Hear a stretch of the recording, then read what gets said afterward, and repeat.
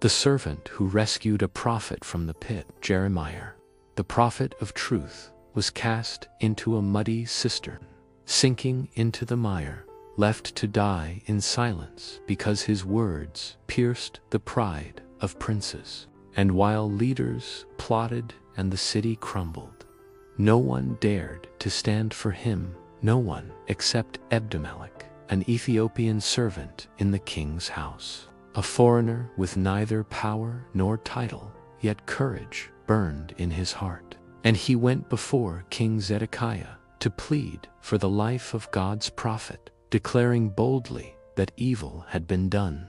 And the king, moved by his words, granted him permission to act. And so Ebed-Melech took ropes and worn cloths, lowering them into the pit with care, and with his own hands drew Jeremiah from death's grip, proving that sometimes the deliverer is not the warrior or the king, but the quiet servant who refuses to be silent when injustice reigns.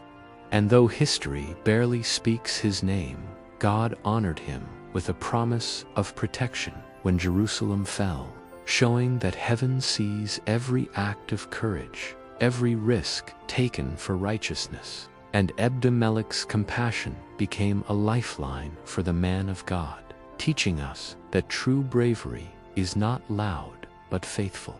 And even in obscurity, one act of courage can change a destiny. Ebed-Melech reminds us that God delights in using the overlooked to accomplish his will. And courage to do what is right matters more than status or strength.